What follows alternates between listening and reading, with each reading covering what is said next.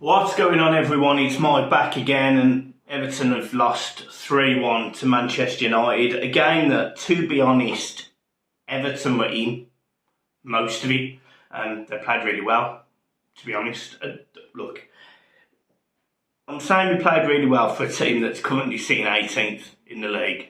But we went to Manchester United today and we give them a game. There was a few mistakes. I could sit here and criticise a few players, but there's no point. They went there, they showed some fight, they were aggressive. Everton have ended up losing 3-1. Ben Godfrey giving a penalty away in the last couple of minutes. But it was a better performance.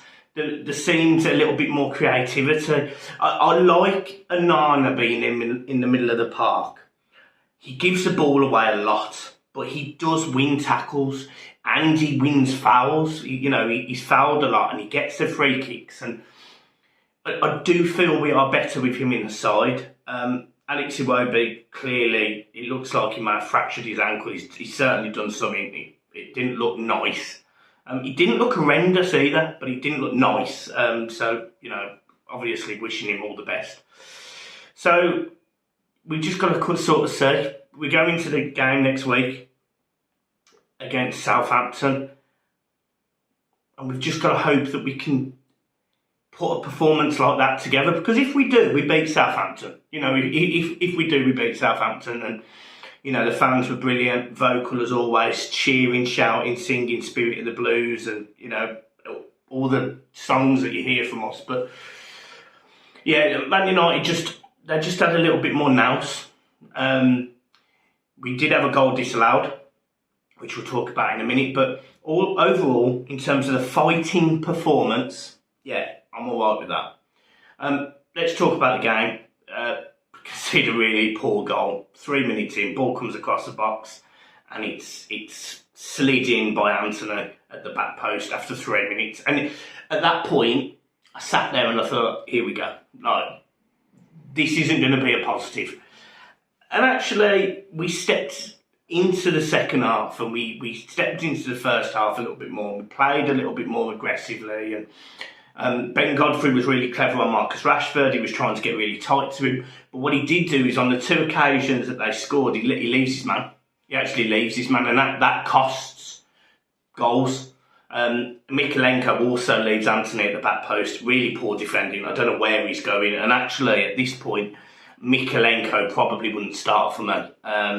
I think we need to have a serious chat about Mykolenko, because he's been here 12 months now. He's definitely had moments where we thought, yes, he's a good defender, but he can't do anything going forward. And we're now seeing positional mistakes that are costing us goals. He doesn't seem to have a skill in the locker, so he can't beat a man. So every time he gets the ball and he's halfway up the pitch, he tends to go backwards. And if he does carry the ball, he loses it because he hasn't got that step over or that little spin that takes him away from a defender. So that costs us. But anyway, the first half continues. Demarai Gray gets a good shot off, hits the post, and then ricochets off De Gea and goes out for a corner. The corner comes in, bit of a melee, bit of football. Ball comes back into the box. Conor Cody's in a good position. Really poor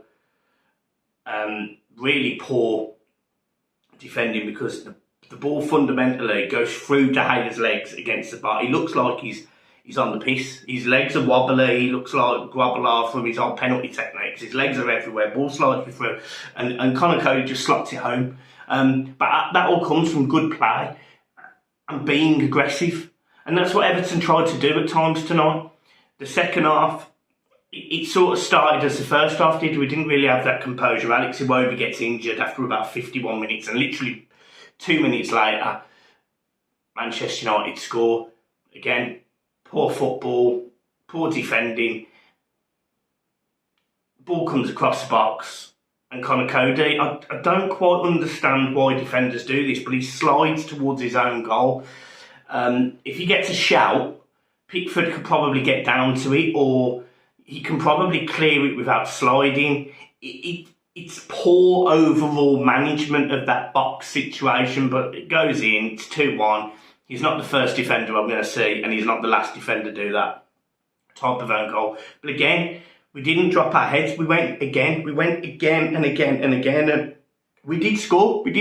And it was offside by half a boot, which I'm sure there'll be pictures on Twitter that prove that it was onside. You know, it happens, whatever angle you look at, but it was given as offside.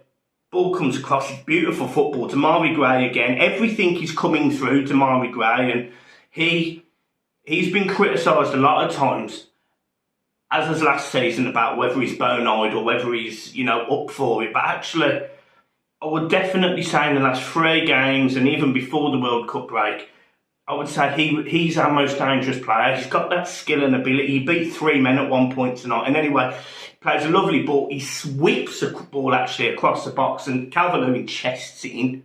And it's literally half a boot offside. It's really unlucky, but that makes it 2-2. And I think that would have been a fair result. If, to be honest, I think that would have been a fair result, but typical Everton being Everton. Poor defensively again. The substitutions that Frank made, I'm not against. He went very, very attacking. He brought McNeil on, he brought Gordon on, and sort of played them as left and right backs. I actually have no issue with that, because we've seen McNeil do that at Burnley. He was actually fairly solid defensively, and actually he does offer more than Mikalenko on the left-hand side. So I actually would have no issue starting Dwight McNeil at left wing-back. Because he doesn't have that pace. Luka Dean was the same. He didn't have that pace, but he has got a delivery. Albeit we didn't see it at the weekend when the ball gets kicked over everyone. So I'd be tempted to see that against Southampton, but he won't do that. And Gordon comes on. He doesn't really have an effect on the game. He just doesn't get the ball enough, and when he does, he was shut down by players. He doesn't have that. He doesn't have the same level of skill ability as Demarai Gray, albeit they've got similar pace. So he struggles in that sort of 2v1 situations. He hasn't quite got that yet. Whereas Demarai has been better. And instantly, as soon as Calvert-Lewin come on, he held the ball up better than Maupay did. Maupay, I don't want to be the prodding stick, because that would be unfair, and it isn't fair. But he's just not a very good footballer. He's just not a very good footballer. He offers very little. And I know it was his cross that comes across for the goal. I get that. I know he got an assist. And maybe he's got that tenaciousness. But these are in like brief moments. You need a player that can go up against a defender or have the nous to go in behind, have that pace to go in behind. And he doesn't have that. He doesn't have the strength and he doesn't have the pace. So I don't know what type of striker he is. He's not even a finisher. You know, he scored 1 goal this season, 2, 1 goal. We need to either see more from Maupay, or we need to not see Maupay at all. Why bring back Ellis Sims and not play him? And especially in a game where I would argue that Ellis Sims is probably physically better suited than Maupay is, if he didn't want to start Lewin. I've seen Maupay enough now to make a judgment, and for me to personally say, yeah, you're not good enough for Everton Football Club.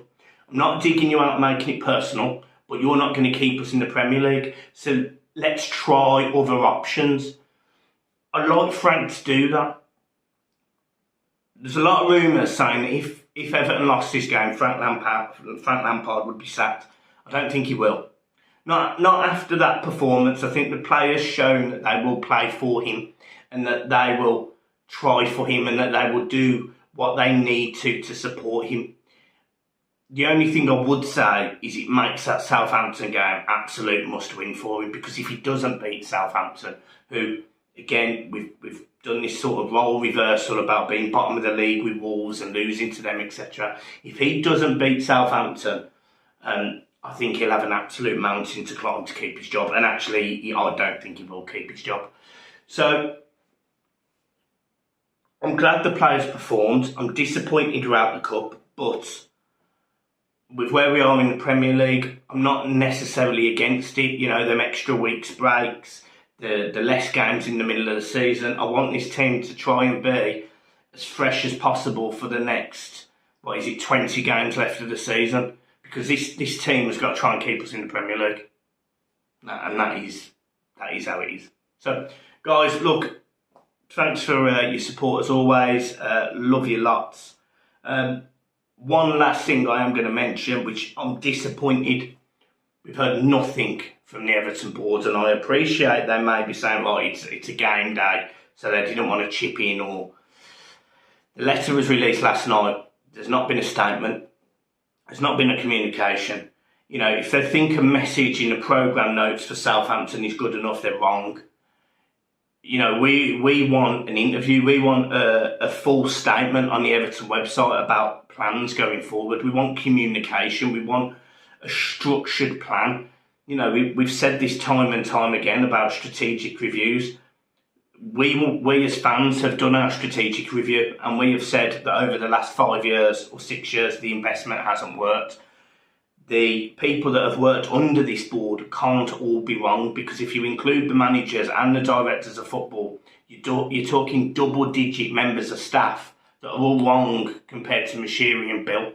And I'm not including Denise in that, because the one thing I will give Denise credit for is she sat there, and she has sat there in other games and will take the brunt of it. Now, that doesn't mean she should be on the board, because this is a lady that worked in charity work all her life, not a football club. So I'm not going to sit there and say that she should be on the board, but I respect her more than the other two. Bill has caused real toxicity in this football club, and the longer he's there, the worse it's getting.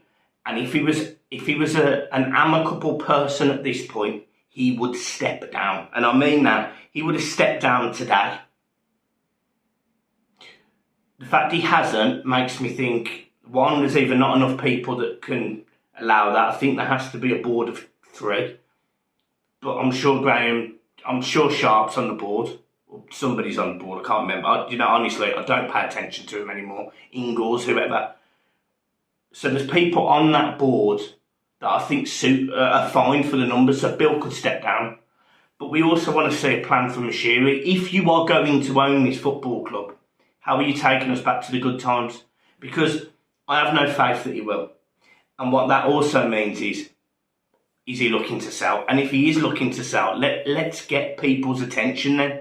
Let's tell them there is a Premier League club with over 150 years worth of history, or whatever it works out to, available to buy, that has never been relegated, that is going through a tough patch due to his mistakes, his investment choices. That would be my comment. That would be what I would do. But look, I am leaving it there now. Keep smiling. It weren't horrendous. It was better. Substitutions I was actually alright with tonight. I wouldn't have started Malpay. It is what it is, guys. I'll see you soon.